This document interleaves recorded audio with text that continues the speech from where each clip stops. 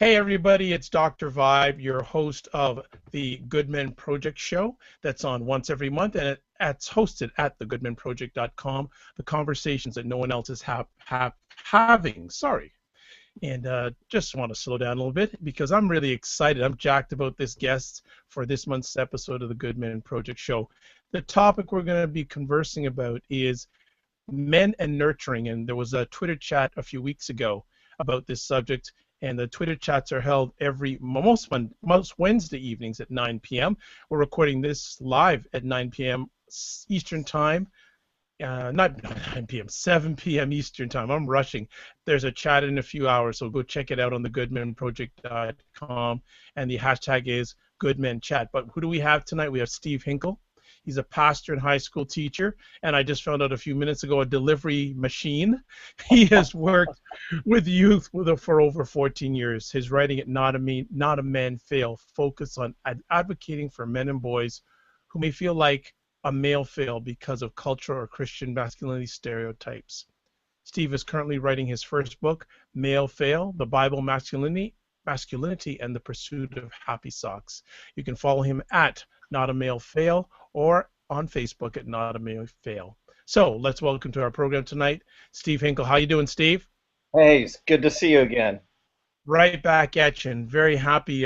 Steve and I converse a lot via Twitter on the chat, so it's very nice to finally at least get a visual image of this sharp-dressed man who's been delivering stuff all day in Chicago. But we really appreciate him taking time out of his positive, productive schedule. Want to ask you first, or get your thoughts on, when I mention the word nurturing to you, what comes up in your mind and your heart? Probably the first thing that comes up is kind of a definition, the whole idea of encouraging growth in someone else. And I believe that growth isn't just, one-faceted. It could be multifaceted. It's a holistic way of viewing life and helping others with their life. Quite often, at least the way I grew up, when you thought of a nurturer, you usually thought of a mother. You thought of a mother with a child or a baby, held near her, someone to comfort you, someone to guide you, encourage you along the way, and help you with growth. And I'm encouraged because one thing that Good Men Project has been doing is encouraging not just women, but also men to be nurturers. And so I'm excited to talk about that tonight. Excellent. We're looking forward to your sharing. So as you've built this foundation about nurturing, let's turn it to the male perspective. What do you feel from a male perspective? Because the definition you may have given was just a generic one. Right. Is it a little bit different from a male perspective, in your opinion? Not necessarily, other than at least in my life, and I've seen in the life of many others, it's been missing. There hasn't been enough nurturing coming from men. And there's many different reasons. I mean, you could look at culture, you could look at, neighborhoods we grow up in, you could look at, like in my case, religion. I grew up in the church, and often the stereotype or the man was the one who was to go out and work, and the woman was the one that stayed home, took care of the children. You were encouraged to work together to help the children, but then you got this other message that it was really the woman's job to do the nurturing. And I believe that we miss a lot whenever we don't have men nurturing. And like I said, I believe it's fathers with their sons. I believe it's older men with younger men mentoring. And I believe it's even male friendships with each other. I believe we have the opportunity in our friendships to nurture each other. And somewhere it seems like, even from my studies, not just from personal experience, and as a school teacher too, I see this, quite often after middle school, it seems like something happens with those male friendships. It used to be, in junior high, you could still be there for each other as friends, have your arm around each other, encourage each other, but then it becomes taboo in, the high school grades and, afterwards. But I think it's just as much needed, in fact, maybe even more needed. And I see that even in my high schoolers. I think we're at a better day and age, in my high schoolers at least, in our smaller setting.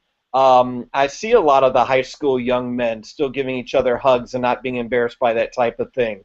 So I think we're getting a little bit better in our culture about that type of thing. But I still think we have a long ways to go when it comes to that nurturing care that men could give other men and young men in their lives.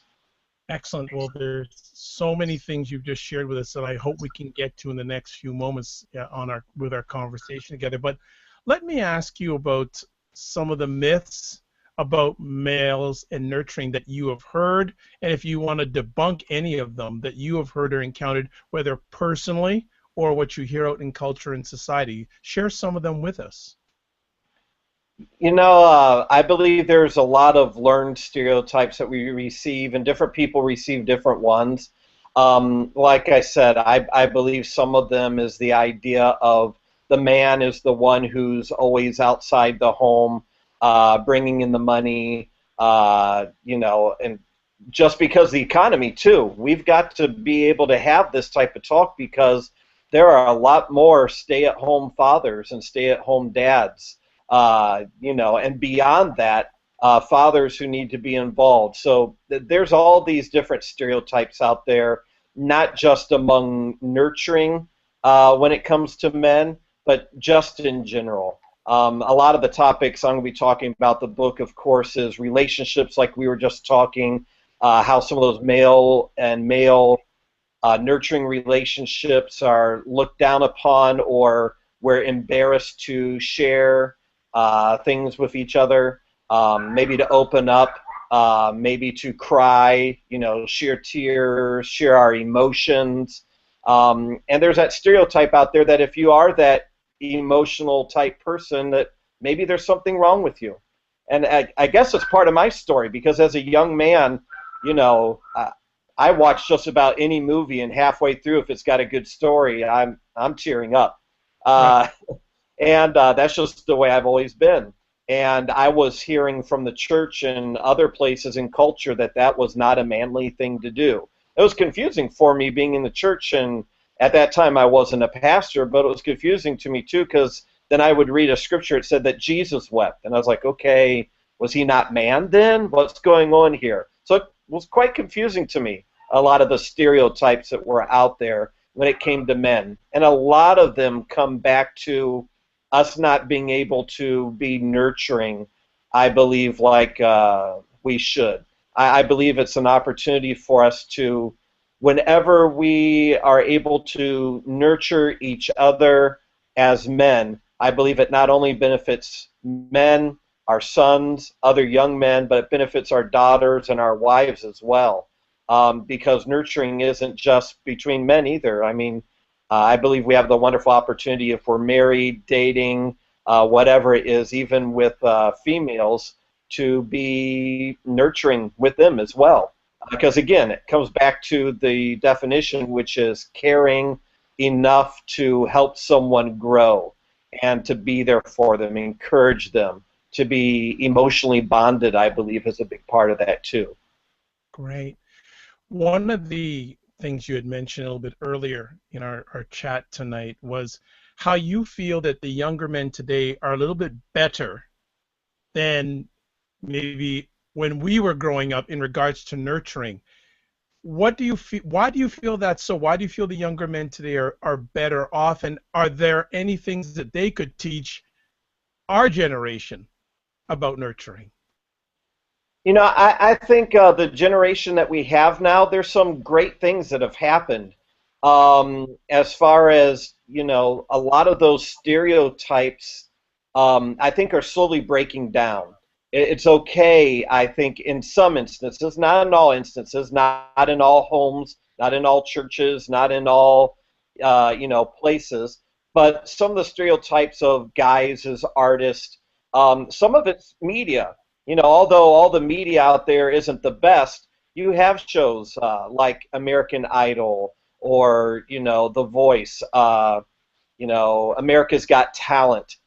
These different shows that are showing a lot of men who are artists, singers, things that at one time it was okay to do as a man. Then there for a while there was a stereotype that men should not be doing those type of things. That wasn't their place.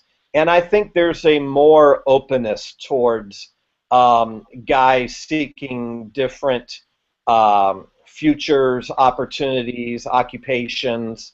So I think that's part of it. And then part of it is, too, we have a generation now who it doesn't matter to them what color you are. It doesn't matter to them what religion you are. They're more open to talk to anybody and in any type of situation. And I think it's a good thing. Because of that, I think they're able to be more open with their feelings. Probably one of my favorite sayings is everyone's story matters. And I believe this generation believes that. I think we're starting to see a group of young people that say, hey, don't pick on that person. Now, yeah, you still have your bullies and you still have trouble out there. But I'm seeing a lot more young people are saying, you know what? Everyone's story, no matter what country they came from, no matter what color their skin is, no matter what religion they are, no matter who they are, they have a story and their story matters. And whenever I talk about that in school, their eyes light up and all of them are shaking their heads and agreeing. So I think that has a lot to do with it. Great. And then let's swing the pendulum to the other end. What do you see about nurturing in men in the older generation, like maybe 35 and up or older? Where do you see the state of nurturing in that demographic, and where are there opportunities to improve that situation if you feel there is improvement needed? Yeah, great question. Because one of the things you mentioned too before is what can we learn from these younger men or this new generation? And I think we need to start trying to figure out what are the stereotypes. How were we brought up? What were things that we were told? What can we maybe learn from a new generation? What can we take from them whenever it comes to the idea of everyone's story mattering? I believe a lot of it has to do with us tackling those stereotypes that we had when we were younger, what we were told, and ask ourselves, is that what's real? Is that what really matters? Does it matter that I'm forcing a particular stereotype on my children, or does it matter more that my children become who they're supposed to be? We talked about this a little bit last night, but the generation I grew up in, a lot of times fathers tried to live their lives through their own sons. They would have this ideal of, I want to be great in athletics, but because I didn't make the college team, now I'm going to push my child to do so. And whenever we do that, I think we miss the nurturing, because a big part of nurturing is helping someone become a better them, not a better you or a better someone else. Not the ideal that you would want, but the beautiful individual that they are becoming and can become with our help. And so I think that needs to be our focus, is try to figure out what are those stereotypes, what is holding us down, and moving on by checking out what the younger generation is doing and thinking, and encouraging other young men in our lives, and even encouraging, that there are men that are my age that are changing occupations because they're realizing what they've been doing most of their life, it's not satisfying. It's not what they ever really wanted to do. And to leave a legacy behind, they realize that maybe making a lot of money doesn't matter like they were told. There was that stereotype of, you're a man if you make a big paycheck. And then whenever the economy hits us and you don't have all that money coming in, they don't feel like that anymore. So I think some of us are realizing that, and some of us are learning from our past mistakes and stereotypes, and that's a good thing. Fantastic. Now, you are very blessed that you have a chance to be in two different demographics.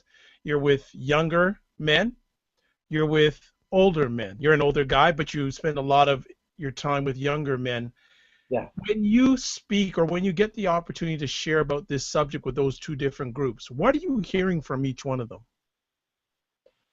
From the younger generation, like I said, their eyes light up, even the young men.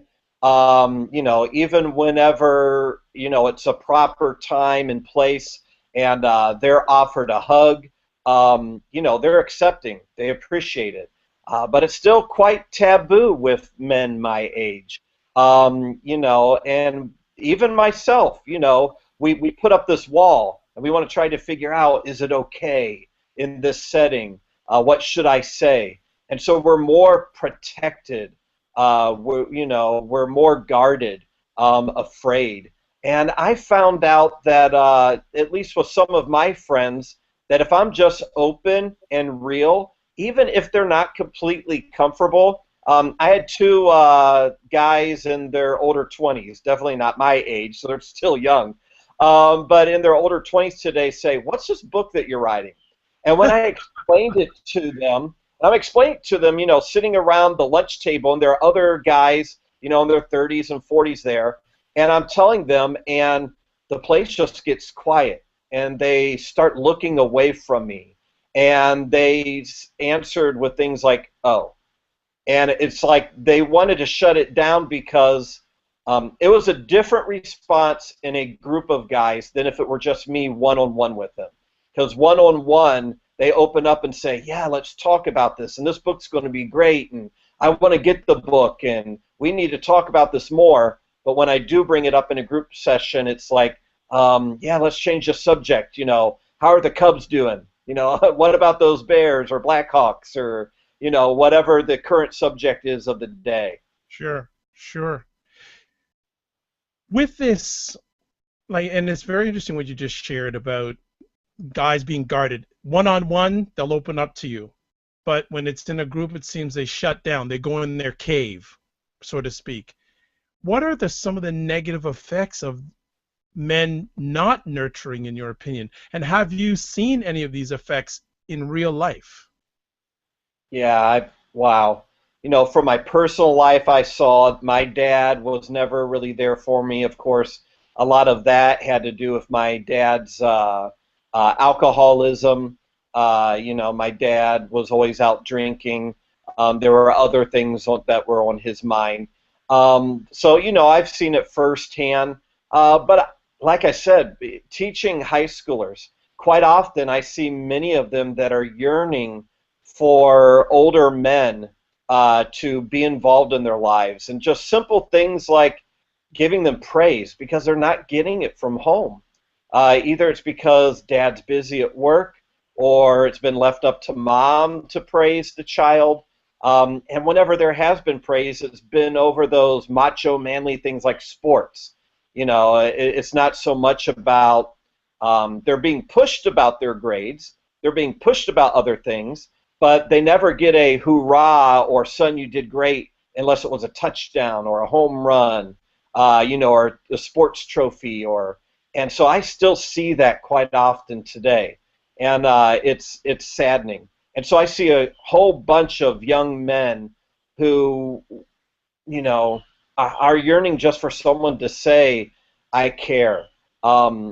We just ended a school year, and I just got probably what I would consider, in all the years I've been teaching, the sweetest letter from a high school young man. He's in 11th grade, and it was a full page long, and he said, "Hey, I know people probably take you for granted, but thank you for being a great teacher, etc."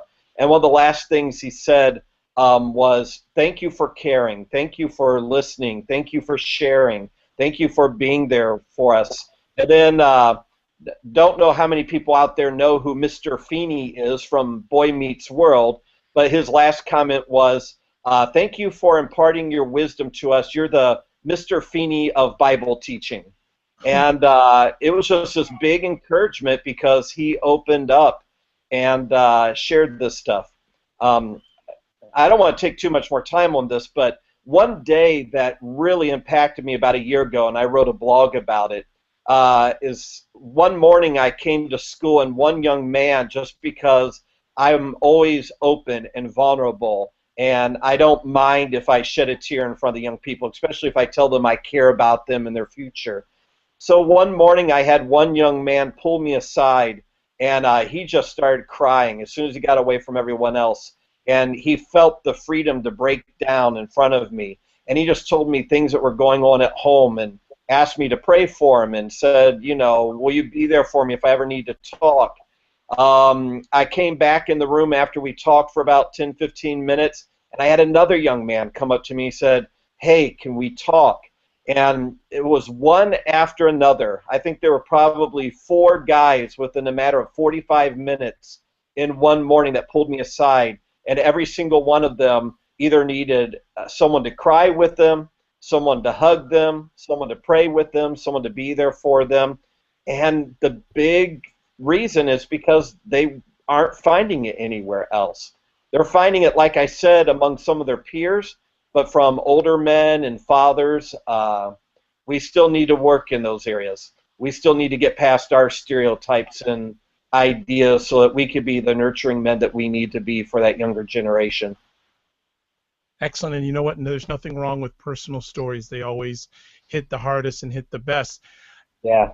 Keeping in that line, how did you start breaking out of not being nurturing? Do you remember 1 or 2 incidents in your journey that said, you know what, I've got to make a turn? You know, for me, it wasn't all that hard, only because I can't say I've always been nurturing, but I would say most of my life I've always been that more emotional, caring, everyone's story matters type person. I'm not sure where I get that from, where it came from. However, when I went to college, you know, the theology and things that were pushed on me said just the opposite. So there was probably a good 6 to 8 years where I pushed all that aside. In fact, when I first got into ministry as a junior high youth pastor, I was afraid to tell a younger man that I cared about them and encouraged them, because I was single, I was in my 20s, and as soon as I said something like that, there were people talking. You know, because the idea is any older man that takes an interest in a younger man, there must be something else going on there, which is sad. And it was smart for me to put up safeguards, but at the same time, it took a while to break out of that mold and fearfulness. It was easier once I got married, I would say, but you know, so I think I grew up nurturing. Then, like I said, my college and theology and church kind of pushed that out of the way. In the first years of ministry as being a single guy, you know, it was very taboo for the longest time. Probably what did it, I actually had one time, I'm sure it's not a problem bringing this up here, but one time I was preaching to a group of inner city kids from Chicago, and I broke down crying in the middle of it, telling them that I really cared. And I had a couple older guys come up to me afterwards, and they said, you know what? You cry almost every time you talk to young people, and you ought not do that. You know, a good speaker doesn't cry like that, especially a guy. And I did probably the stupidest thing I ever did. I went home that night and prayed, and some people may not believe this, but it's okay because they may not believe in God. But I went home back to campus that night, and I prayed that God would take my tears away. And the next 2-3 months, whenever I spoke to the young people, it's like I couldn't even share a story. It's like my heart was gone. I didn't know what to say. I didn't know what to share. The tears just wouldn't come. And I finally came to a place where I was like, God, I need these tears back. Give them back. I don't care if I cry all the time or not. And so don't know if it was God or if it was just me folding into the stereotypes and, you know, giving in. But that was definitely a breakthrough for me, because I realized that the impact that I was having on those inner city kids, it wasn't happening anymore, because I couldn't be real with them. I couldn't share my heart. I couldn't shed a tear. And so that had to change because that's what those kids needed most. Excellent. When you share with women about men and nurturing, what's their reaction? You know, for the most part, the majority of women that I come across, they're all for it. They want to see more of it. They would love to have help and someone else sharing. I don't want to say burden because it's not a burden; it's an opportunity. But yeah, I think many of them. Again, one of the reasons I'm writing my book is because in the church, because of some stereotypes and ideas from the Old Testament, and within the Bible, how certain people translate it. I still think there are a lot of women in the church, however, when you bring that up, they think that you're going against the Bible because the men's job is to provide and to be the protector. And so he's supposed to not do that. That's her job. And because they've been taught that sometimes from their religion or church, they feel like maybe their job is being taken away from them when the man tries to step in and do that. Now, that's not all Christian women, and it's not all churches, but the only resistance that I've seen from women are those who've been brought up in some type of religion or church where they feel like that is their job. It's not the man's job. Other than that, though, most women seem to embrace it and say, hey, would you please help me with this? Especially with their sons. They're like, hey, our son needs you. This boy needs you. You need to be involved in his life. And so they're quite pleased. You brought up a very interesting conversation piece, and we're starting to wind down now. But what is the environment about nurturing in men inside the church compared to outside the church? That's a good question. And again, it depends, I guess, which church, which religion, that you're a part of. A lot of my experience within the church was, the man is the head of the home.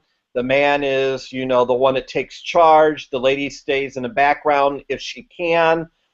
She should stay at home and take care of the house and the children. And there was a time in our generation, even in America, where a lot of America was the same way. The idea was if you're going to be manly or if you're going to be the man, you're going to be outside the home, spending most of your time, making the money. The wife stays at home. Things are changing, though. Like I said, it's different. But I believe some of our religions and some of our churches, especially the type I was brought up in, it was kind of taboo, and you kind of felt like it was not the men's job in the home. At the same time, it was kind of like as a child and as a young person, it was always confusing because you'd always hear the pastor say that men, you need to be involved in the home, but then in the next sermon, it seemed like something completely different was being taught, and so it was quite confusing for me. Like I said again, I don't think that's every church and every religion, and I'm probably more focusing on the Christianity, the style of Christianity I was brought up in. But again, in today's day and age, I think that's different. Even the school that I teach at, I don't go to their church, but they've called their church Families of Faith because they really believe it's important for the men to be that important, not just leader in the home, but be there for their children, and not just leave it up to the mother. So I think some of them are starting to get it, and that's a great thing. Some of them have got it all along. I just didn't have the wonderful opportunity to be a part of that type of church in my past. Understood. Well, as we wind down, Steve, I'd like you to have a last conversation piece and just address it. And it's, I guess, a three-part piece. And it's, what would your message for men in nurturing be for women, for young men, and older men? Okay. Let's start with the women. For the women, I would say for them to, if your husband isn't the nurturing type, to encourage them to be. Sometimes it just takes an encouraging word or a nudge. And if they're not listening to you, perhaps find one of their friends Find someone, that is involved in their kids' lives, and maybe encourage them to encourage your husband, to be that nurturing type of person. So for the women, I'd say, hey, encourage us to be nurturers. Let us know when we're not being nurturing. Help us catch on to the areas where we could maybe be better. Give us points. For the guys themselves, for the older guys, whenever the women give us suggestions, for us to listen, and take the suggestions. But also, gather other men around us who are nurturing so we could learn from them. And like I said before, I think one of the best things for us to do is to examine our stereotypes, move past them, and in our own friendships, find somebody, find a close friend, someone where we could nurture them and they could nurture us back. And that brings us to the young men. And I think the young men and old men both need to hear the same thing, and that is mentoring is a beautiful thing. Younger guys, find an older guy. It might be your dad. It might be a pastor. It might be an uncle. It may be an organization. There's some great mentoring organizations out there now. Let your mom know, or let somebody know that you need an older guy in your life to be there for you and listen to you and praise you. And for us older guys, to realize that our own children need us. And if we don't have our own children, if we're single, or if our children are older and maybe out of the house, look for someone to mentor. Look for someone younger. Don't just build those friendships with someone else, but find someone who's younger than us and encourage them. And it may be, joining an organization and taking them out to a ball game once a month or doing something special with them. It could be something as simple as whenever we see them, out in the neighborhood, at the, church, out at our business, just to let them know, hey, I'm there for you. I'm on your side, to notice good things that they're doing and encourage them. Because, again, it comes back to caring and encouraging others to grow. And I believe we could all do that in every situation that we're in. And we need to realize that everyone's story matters. And part of our purpose, I believe, on this earth is to touch the lives of other people, to make a difference in their life. And the only way we could do that is by nurturing. We need to nurture each other. And we need to be open to being nurtured ourselves. Steve, thank you so much for this. Really appreciate you sharing from the heart tonight on the Good Men Project show. If people want to touch base with you, how can they do that? There's different ways. I am writing a book. It's called Not a Male Fail. And there's notamalefail.com. It's down at the moment, but it should be up within the next day or so. There's facebook.com, Not a Male Fail. There's also Twitter that they could find me on. And even notamalefail@gmail.com. All those work. So if everyone just remembers Not a Male Fail, they've got it. Also, too, you can catch him, and I'm doing the plug, Wednesday nights, most Wednesday evenings at 9 p.m. The Good Men Project has their Twitter chat, and that's the way Steve and I first got introduced to each other, and let alone a few weeks ago we were doing that, and now we're on digitally face-to-face. So definitely you meet great people like Steve via the Good Men Project and also the Good Men chat on Wednesday nights at 9 p.m. Eastern Time. I'm Dr. Vibe, host of the Good Men Project show.